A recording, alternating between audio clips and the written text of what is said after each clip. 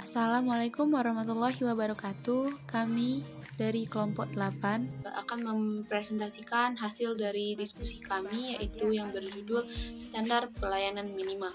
Kami di sini membuat video untuk memenuhi tugas mata kuliah Manajemen Belanja Daerah dengan dosen pengampu Bapak Faris Arif Jamil. Kelompok 8 terdiri dari 3 anggota, yaitu yang pertama ada Desi Lestari dengan NPM 195101036, kemudian ada Devita Sari dengan NPM 19510103008, dan saya sendiri yaitu Epianti dengan NPM 19510101338. Baik, langsung saja pada materi, yaitu materi pertama itu saya sendiri yang akan menjelaskan tentang hubungan rencana pencapaian SPM dan dokumen perencanaan dan penganggaran daerah. Berdasarkan Peraturan Pemerintah Nomor 65 Tahun 2005 tentang Pedoman dan Penyusunan Standar Pelayanan Minimal, dalam Pasal 9 dinyatakan bahwa penyusunan rencana 5 tahunan pencapaian SPM di tingkat pemerintah daerah dituangkan dalam Rencana Pembangunan Jangka Menengah Daerah atau RPJMD dan Rencana Strategi Satuan Kerja Perangkat Daerah atau Ranstra SKPD. Selanjutnya,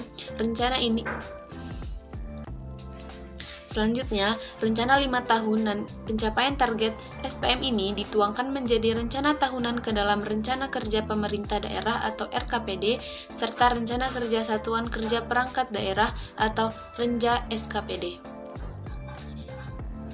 Dalam proses penganggaran dengan menggunakan instrumen pendukung anggaran yang lain seperti standar satuan kerja dan analisa standar belanja atau ASB, selanjutnya target tahunan pencapaian SPM yang telah dimuat dalam dokumen RKPD dan Renja SKPD dituangkan dalam prioritas dan prom anggaran atau PPA dan rencana kerja dan anggaran satuan kerja perangkat daerah atau RKA SKPD.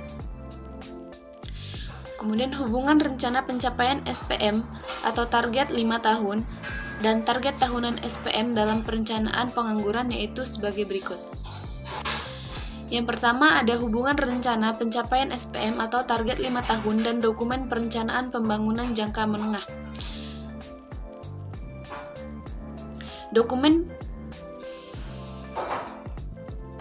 Dokumen perencanaan pembangunan jangka menengah daerah terdiri dari Rencana Pembangunan Jangka Menengah Daerah atau RPJMD dan Rencana Strategis atau Ranstra SKPD, RPJMD dan Ranstra SKPD. Memiliki kaitan substansi yang sangat erat sehingga penyusunan kedua dokumen rencana tersebut dilakukan dalam waktu yang bersamaan. Kemudian yang kedua, hubungan target tahunan pencapaian SPM dan dokumen perencanaan pembangunan tahunan. Dokumen perencanaan pembangunan jangka menengah daerah terdiri dari Rencana Pembangunan Jangka Menengah Daerah atau RPJMD dan Rencana Strategis atau Ranstra SKPD. Penyusunan RKPD dimulai dari penyusunan rancangan awal RKPD dan berakhir pada penetapan RKPD. Kemudian, pengintegrasian SPM dalam perencanaan tahunan daerah dilakukan pada waktu penyusunan Renja SKPD.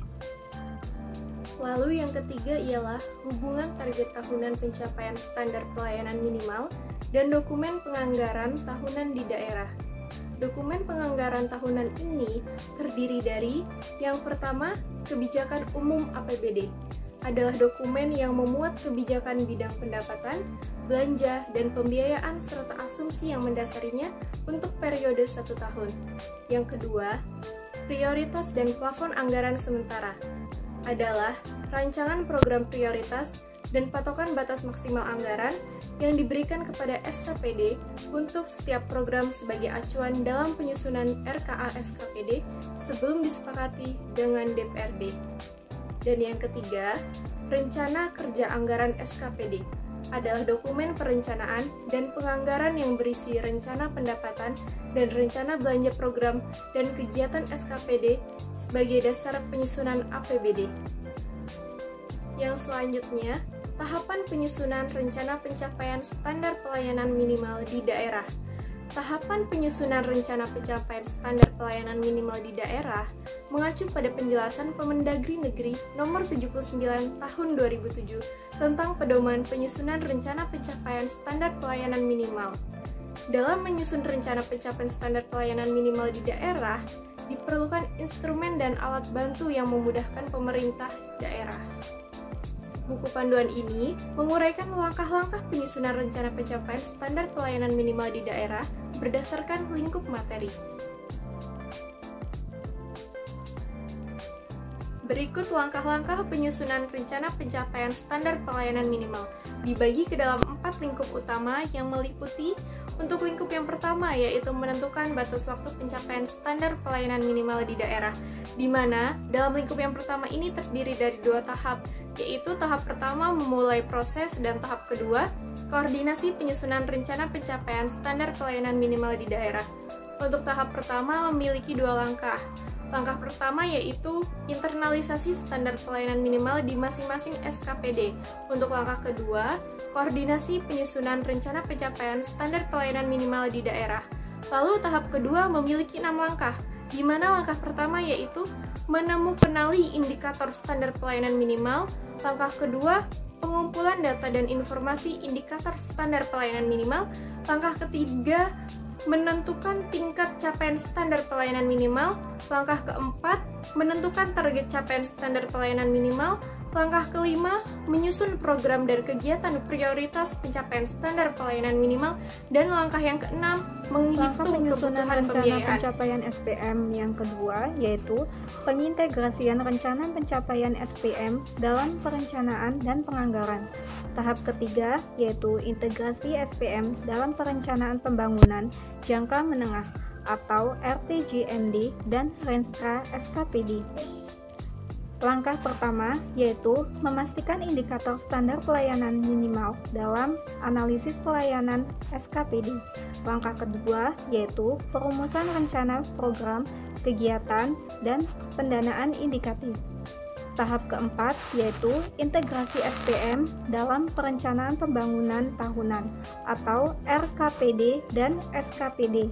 Langkah pertama, memastikan target tahunan SPM dalam analisis pelayanan SKPD. Langkah kedua yaitu perumusan rencana program, kegiatan, dan pendanaan. Langkah penyusunan rencana pencapaian SPM yang ketiga yaitu mekanisme pembiayaan penerapan SPM. Tahap kelima yaitu integrasi SPM dan penganggaran tahunan atau KUA, PPAS, dan RKA SKPD. Langkah pertama, memastikan indikator SPM dalam kebijakan umum APBD dalam prioritas dan plafon anggaran sementara. Langkah kedua yaitu penentuan target, capaian SPM, dan pendanaan indikatif dalam RKA SKPD. Langkah penyusunan rencana pencapaian SPM yang terakhir yaitu sistem penyampaian informasi pencapaian SPM di daerah. Pada tahap ke-6 yaitu pengendalian dan evaluasi pencapaian SPM.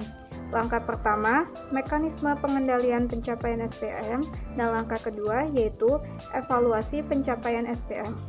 Pada tahap ke-7 yaitu penyampaian informasi pencapaian SPM.